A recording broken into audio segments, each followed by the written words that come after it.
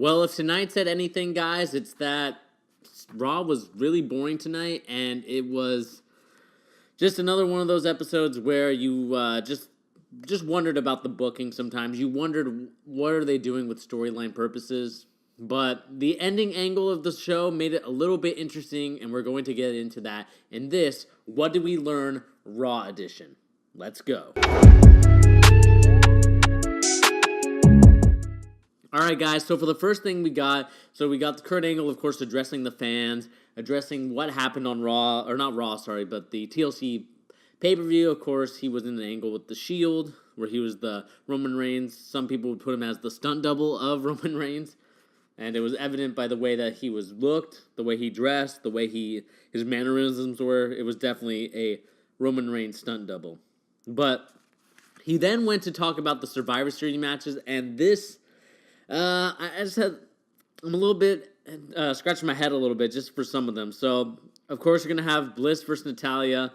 So it's like champions from each side battling at each other. So Bliss versus Natalya, not really something I'm looking forward to.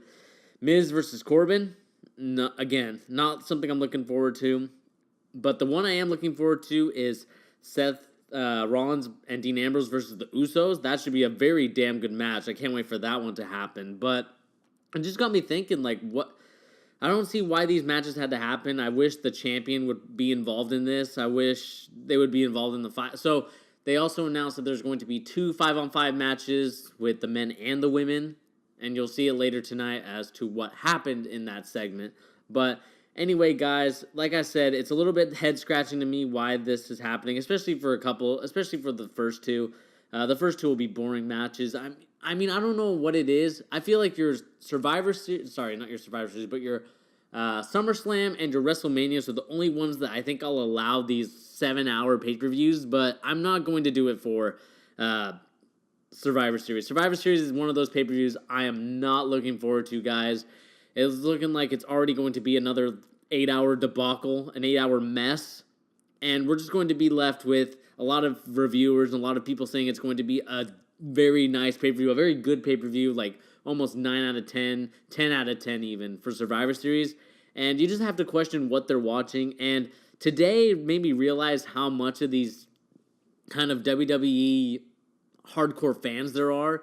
And my God, dude, some of them are so stupid, man. I didn't realize it. I thought it was all just a myth or a legend because I don't really go on Twitter and checking out people that are not verified. I only use Twitter really to keep up with the news. But like when you look up Twitter and you just look up the Raw hashtags and you see these fans that are just like, these wrestler lovers that just love the wrestler that they are a fan of, like to an extreme, where everything about their profile, everything about their header, everything about them is just stuff about the wrestler they're in love with or infatuated with, and it's just nauseating. It's very annoying, dude. Like, come on, guys. These guys, I just don't understand it, man. And then these guys are the ones that defend the product and defend how Vince McMahon is the end-all, be-all of all decisions are right, he can do no wrong. But to me, it's like, you saw the first 2 matches of the Survivor Series card. Bliss and Natalya, no thank you. I mean, that's just going to be a terrible match. And then also getting the Miz versus Corbin match, another match that's going to be very bad and something I really don't want to see at all, guys. I don't understand what they're thinking or what the logical plan of what they're doing is. It just makes no sense to me. But enough of me bashing about that. Of course, you got the Miz interruption. Miz complaining about the Kurt Angle getting involved, very pissed off. And then, of course, you get the Shield coming down, which led to something that was a little bit irritating to me, and that is the fact that it was going to be the Miz and the Bar versus Seth and Dean and AJ Styles, which they said that it was only going to be a one-off at TLC, but apparently, he stayed the night or he missed his flight or whatever happened, and Vince McMahon decided, you know what, AJ, just go out there and fight.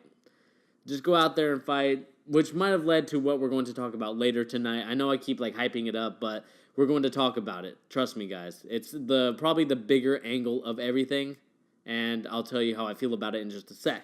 So, they had their match, Seth, Dean, AJ versus the Miz and the Bar. Of course, they're not going to lose. AJ Styles is so over. Vince McMahon loves him, apparently. I know that he's a very big fan backstage of, all the producers, everyone that is associated with WWE. So, you know that he's going to be one of those dudes that's going to be he's not going to lose like that. And it just kind of made me realize in this match that, and I think a lot of IWC guys mentioned it, is that it's going to be a very fun match when we get AJ versus Cesaro. I think those matches will be very dope, and they'll be very cool to see. It'll be awesome to get it eventually, but I mean, it all depends because I know AJ is treated as the top guy and Cesaro isn't. It just all depends on how, if Cesaro can grab the brass ring and whatnot. I mean, I don't believe that bull, but, it is what it is. It would still be a fun match to watch. Like I said, this match happened. AJ wins with a phenomenal forearm of all things. 1, 2, 3. And I'm just going to go quickly by some of the stuff so we can talk about the major points in this. So then Kane comes out of this after, The Miz and the Bar lose. He comes out. He causes chaos in the ring. It's just very stupid. I thought maybe Braun would come back just to kick the Kane's ass because of what happened last night. But instead, it just went to a beatdown. And then Kane was staying out there, which led to a feud that I think no one's asking for. At least I'm not asking for it, and that is Kane versus Braun Strowman. I know I said that in the review last night. I just don't want it to happen, man. I mean, Kane is already a 20-year vet. I mean, Braun Strowman got over on his own. You don't need to put Braun over. I mean, he's over with the fans, man. It doesn't make any sense to me where you have a guy that's over naturally, almost as natural as like a Daniel Bryan. Just very natural. Fans are cheering for him, and I don't understand why you decide to have him battle Kane. It just makes no sense to me. You've already done it with the Big Show. The Big Show was like the dude that was going to put over the other giant, but of course you had to have the monster gimmick where it's just like who owns the title of the monster moniker, which is just very fucking stupid. I'm sorry I cussed right there, but it's just so stupid, man. It's so stupid. It's time for Kane to retire, become the mayor of Knoxville, and leave his wrestling career in peace. He's already done his due diligence. He's already done his thing. I mean, he was the big guy back in the 20 years ago whenever he debuted. It's time for a new face, freshness, time to get everything fresh, but of course, WWE is just going to give us that stale bread. I mean, it's just nasty-ass stale bread. Ugh. Which then led to Kane saying that he wants more competition, just like Braun did.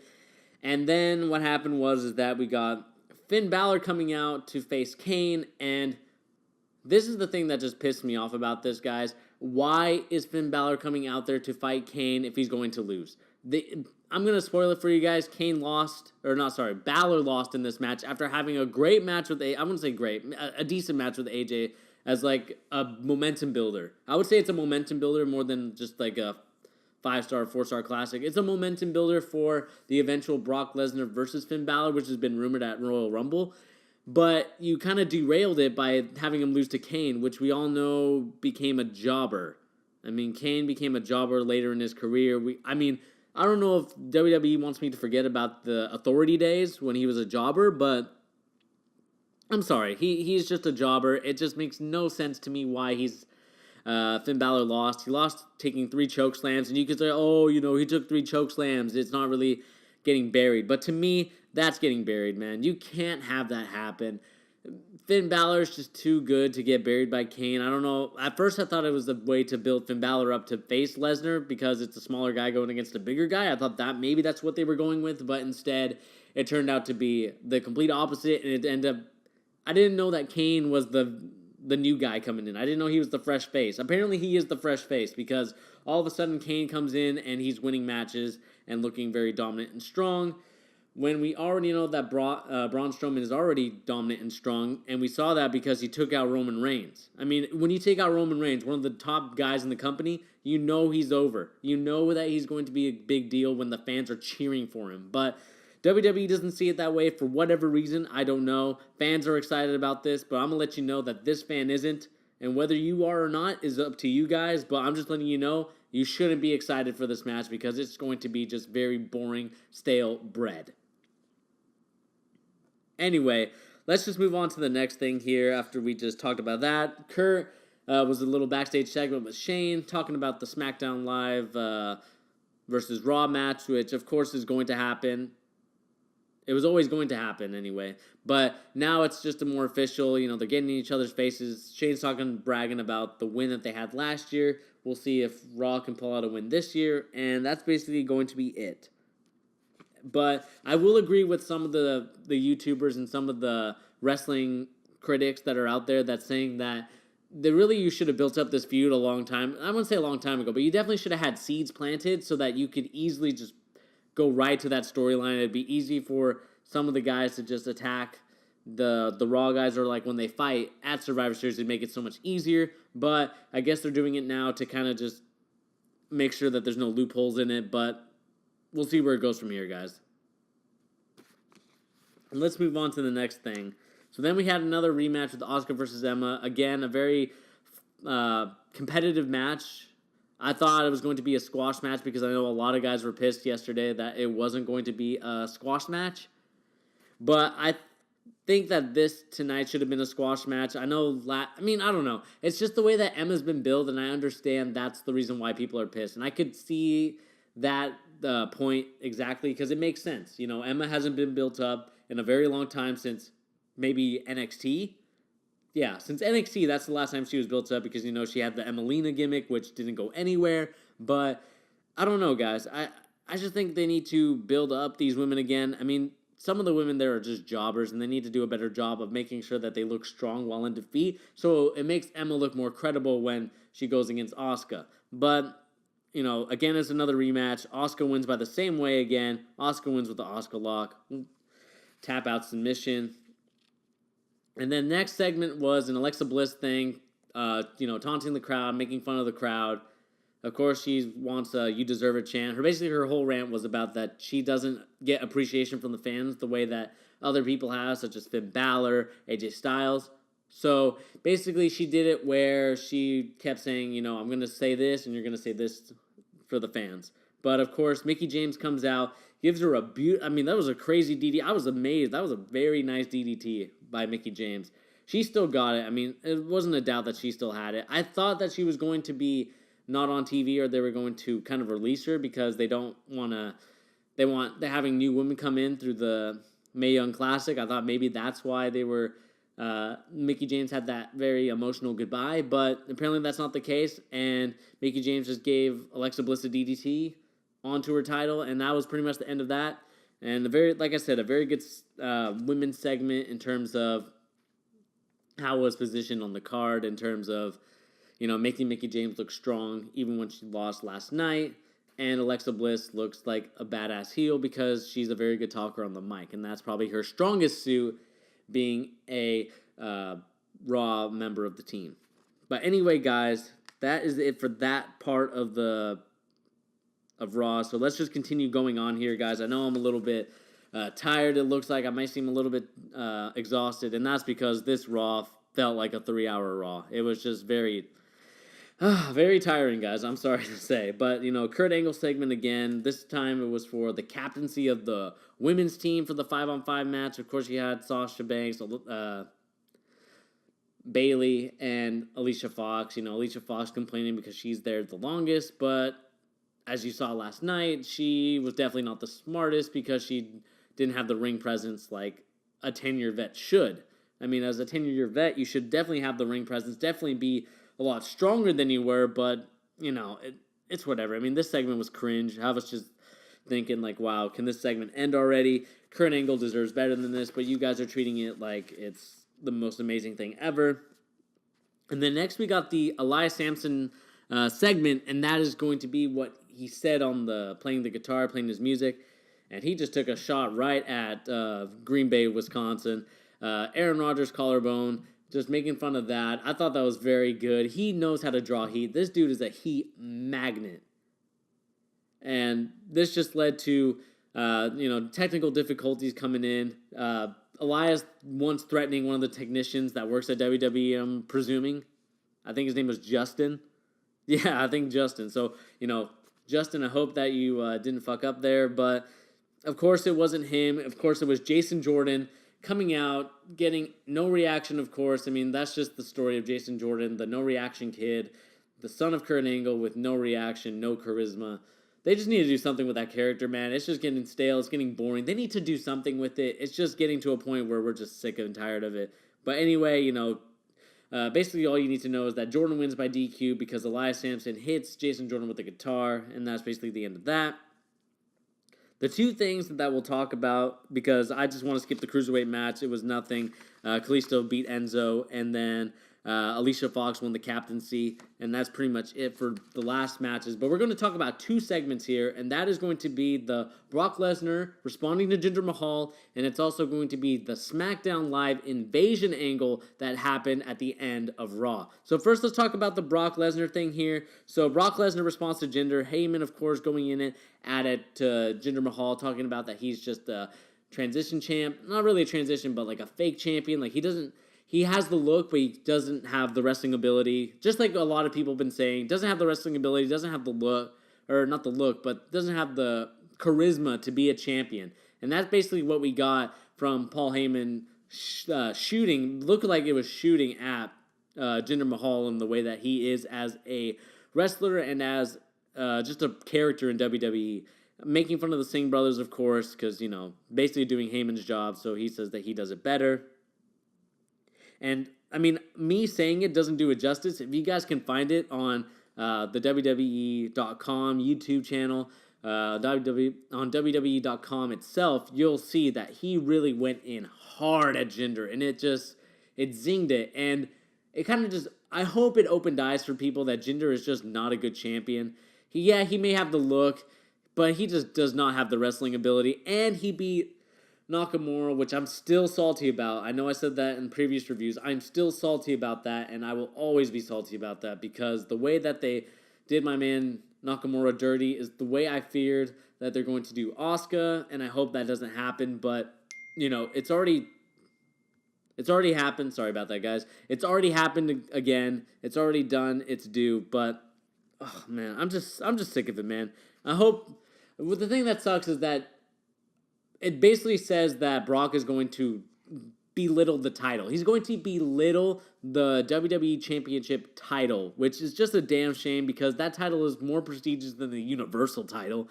I mean, Brock Lesnar has it, and I wish they would just get rid of it in terms of giving it to someone else instead. But, beggars can't be choosers, and I wish, even if it was Roman, I would be okay with it, but I'm hoping that they would build something to where someone takes it off Roman, and that would make it so much sweeter, as he would be like the next guy to beat Roman, and maybe have Roman turn heel or have heelish like tendencies. But that's enough of that Universal talk. It's just going to suck when Brock Lesnar destroys Jinder Mahal, but the way that he said that it was going to belittle Jinder, it makes me think that Jinder might get the win here. And if that happens, dude, I think the WWE Universe will riot. There's no way anyone will get behind Jinder because it's not credible, dude. You can't have Jinder Mahal beat Brock Lesnar. It just doesn't make any sense, guys. I mean, I hope you get that through your head. Jinder Mahal, if he wins against Brock Lesnar, that's the time we need to quit watching WWE because that makes no goddamn sense. I think his presence. I think his entrance, his presence, and the way he looks. Of course, he looks like a WWE champion and looks like $1 million. When you get to know the guy and when you get to see him wrestle, it's a 0. It's a straight fat 0. No champion of mine, not even worth my time. I'm hoping things change, guys, but we're just going to have to see. Like I said, Brock is all about himself. Brock is going to destroy Jinder Mahal, I hope, and we'll just have to see where it goes from here and what Jinder has to say to Mr. Brock Lesnar and Mr. Heyman. And the next segment and the last one is the fact that it was Kurt Angle's coming out to introduce his team, to say like how or who's going to be the members of it. When Shane McMahon's music hits, here comes the money, money, money, money. And, everyone's looking around. They're looking at the entrance ramp, wondering if Shane's going to come out. It's been a while. And then all of a sudden, you see Shane McMahon on the top of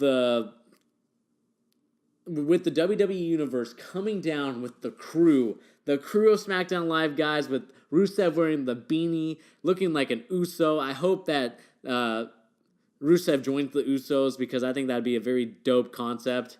I think Rusev is worth that, and I think he could actually talk on the mic. He actually gives off that persona, and I think he'd be really funny and really awesome being an Uso, and I hope that happens.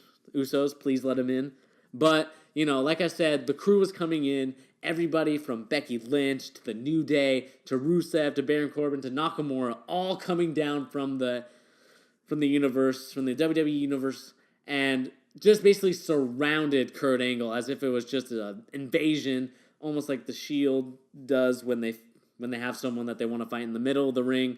And basically, Kurt Angle runs to the back. He gets out of there. And then Shane McMahon on the mic just says, "Get him."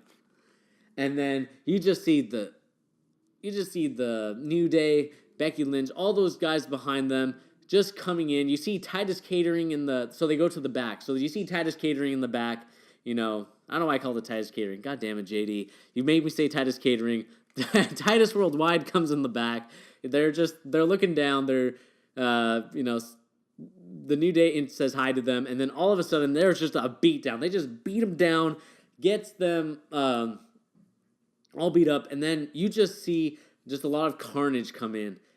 And just everything happens like so fast, so quick, so crazy. And then bang. They go into each other. They go into other locker rooms. They go here. They go there. And then we just see, and this is something that I'm glad that they did. And they see Chad Gable just attack Jason Jordan for basically leaving him to just join his dad. I'm glad that they did that. I hope that Jason Jordan brings that up next week just to talk about it, because I'm sure they'll probably have a match against each other just because of what happened. And hopefully we just see it, because I think it'd be very dope to see. And basically, yeah, they just beat each other down. Of course, the women beat down the women. The men just beat down everybody in sight. And basically, they bring Kurt out like he's Jesus Christ himself being betrayed by the apostles, and just, release Barabbas. They put him in the middle of the ring to face Shane McMahon and to make sure that his team is ready for war. So, what did I think of it? It was a little I think it was funny in some aspects in terms of like Rusev, the New Day. I think that stuff was funny, but at the end of the day, it just kind of felt kind of weak. I thought if they would have built it up better, I think I would have been a little bit more hyped for it. And again, if this wasn't like a 3-hour Raw, I think I'd be even more hyped for it. But 3 hours is just a long time. I'm just so drained right now. I mean, you can see it in my voice, you can see it in my face. I'm just not really feeling this Raw. I would say it's okay. Nothing too spectacular. I think the only thing you need to watch here is the Lesnar segment going hard, shooting hard at Jinder Mahal, and then also the Smackdown segment where they basically just did an invasion angle. I mean, basically that's all you need to watch on Raw tonight. Nothing else was special. I mean, if I had to give it a grade, I'd probably give it a C. Maybe probably a C-, honestly. It was like, it wasn't passable. It was just good enough in some points, but again, it's just not good enough to bring it all the way to like an A.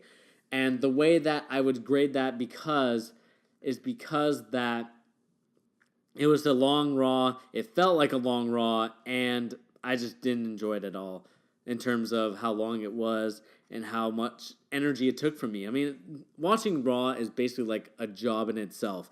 I mean, if you guys watch Raw for the whole 3 hours, I commend you.